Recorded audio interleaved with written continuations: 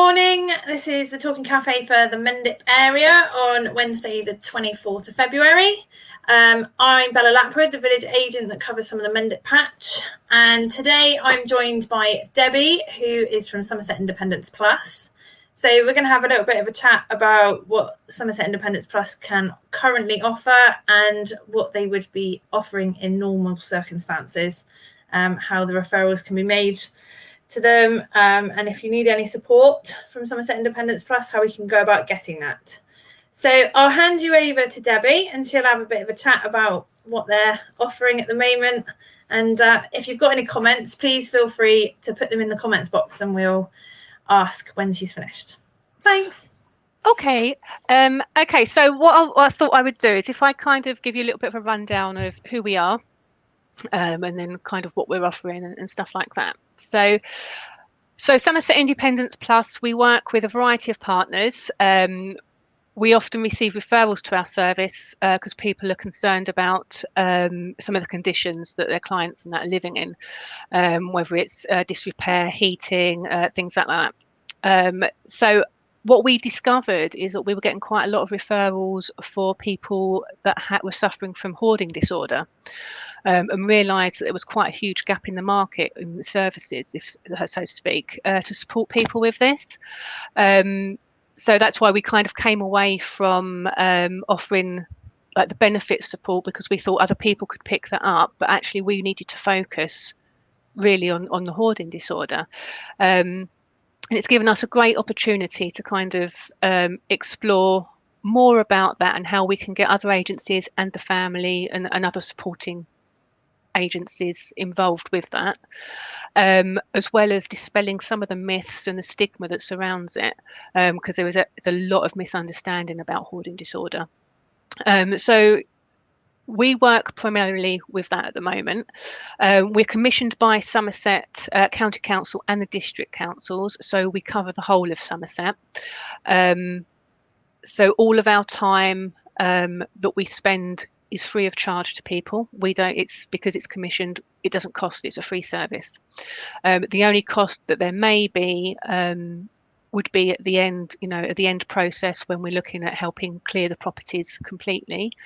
But we can also help support with that. There are grants available, and there are other avenues that we can approach for funding to help people with that.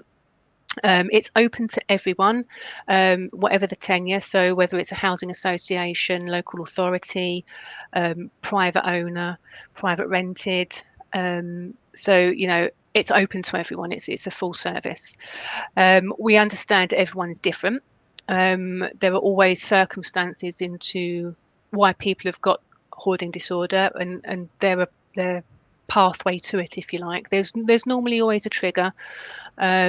So we try and work with people to find out what, we will never pry, we will never question, but we try to work around what their triggers are. And we work very, very closely with other agencies like mental health and stuff. So they've got a fully rounded support system in place for them, because it can be very emotional for them to start having to get rid of stuff. So we as independent living officers are constantly going through rigorous training.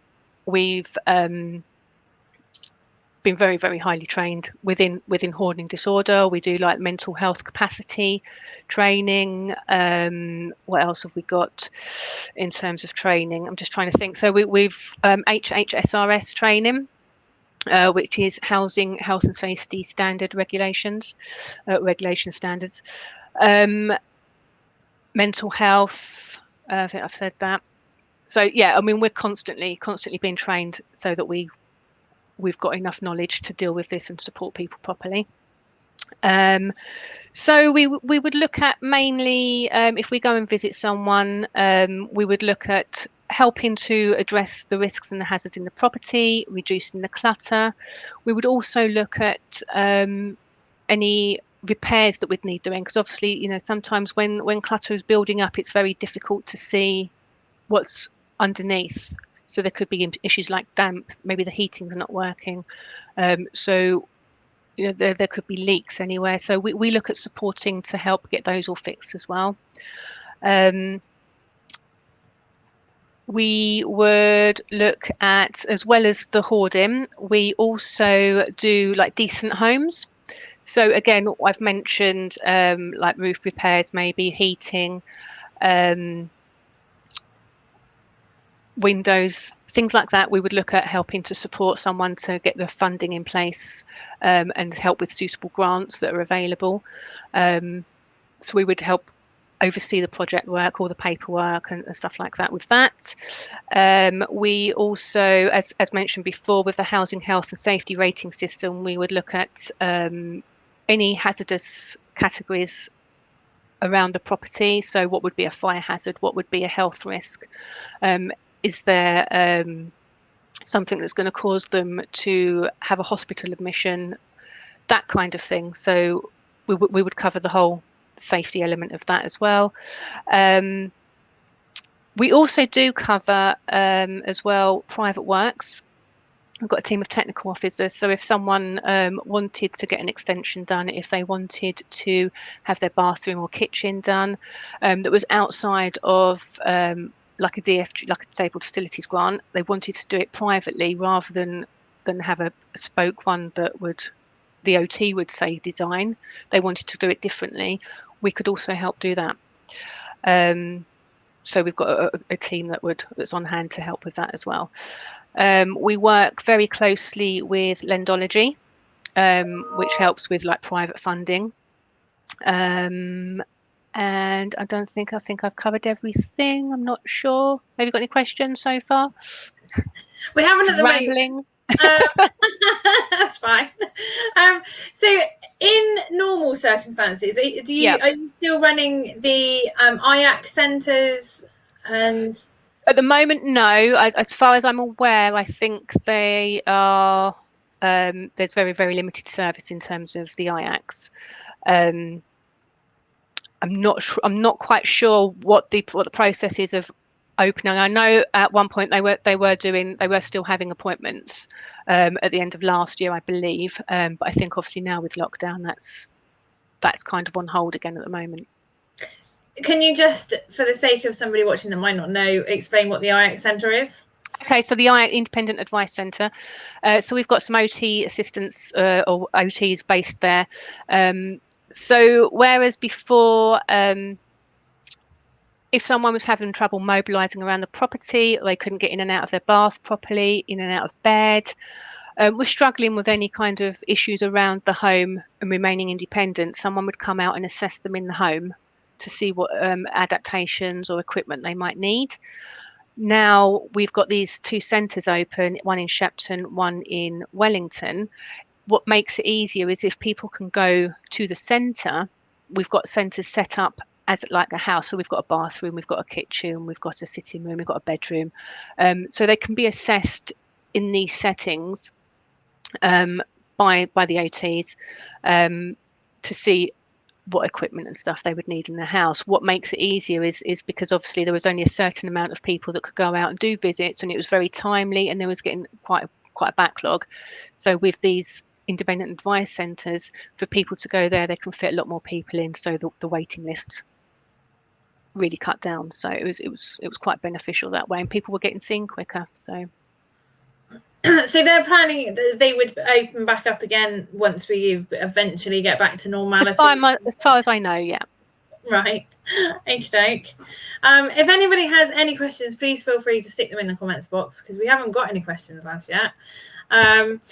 So in normal circumstances, so if we were all back to normal when we were living our life as we would usually, the predominance of your service is offering the hoarding service, is it? It seems to be that's the direction it's taken. We get a lot of referrals for hoarding disorder, so primarily that's where our focus is at the moment. Right. Yeah. For the independent living officers anyway, we've got the technical team and stuff that concentrate on the disabled facility grants, but for us independent living officers, that's what our focus is. So are you only taking referrals from an agency for the hoarding service, or are you taking a referral from anybody? So if somebody felt that their house was if they felt that they were kind of hoarding and that they needed some assistance with it, could they self-refer, or would they have to refer via an agency? To be honest, most of our referrals come through agencies. And we've had a few people ring up. So yeah, by all means, do give us a call. We can have a chat through what the situation is, and we have like an initial like icebreaker questions where we can kind of talk through people and see where they're at, and what level of clutter. We work with a clutter rating because we work very closely with the fire service, who use the clutter rating, which you can find online. So we can kind of, through certain questions, can find out how bad their property is and what intervention they might need and what assistance and support.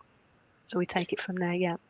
And then you will support from beginning to end with that. Yeah. So you support them with the whole decluttering of the property, and obviously the kind of mental health side of that as well. Yeah. Goes with decluttering. Yeah.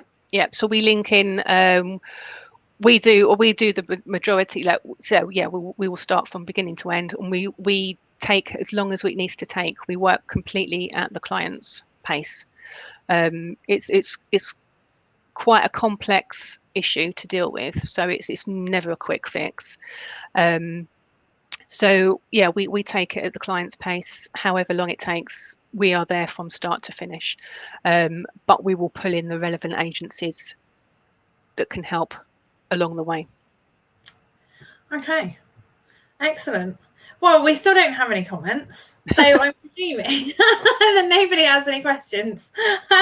So I think probably if you're kind of all done on your update, and I can't think of anything specific that I would need to ask either, then we can probably say bye and thank you very much. Okay.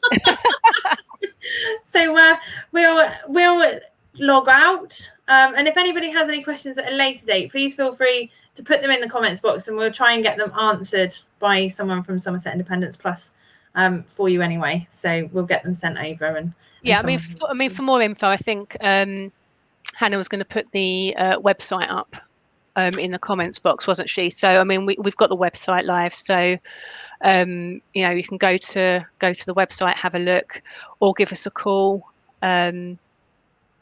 We're happy to answer any questions, and even if you're just not sure, and you've got someone that you're a bit concerned about and would just like some advice, just give us a call. We can always help you, point you in the right direction if it's not for us. But we would rather you call or do a referral to us if you're not sure, because we'd rather go out and it not be necessarily for us, rather than them slip through the gaps. So, and we can always point them in the right direction if it isn't for us. So excellent. Well, thank you very much, Debbie. And no worries at all. Hopefully anybody with any questions will have a look. Brill. Thank you very much. Brill, thank you. Bye. Bye.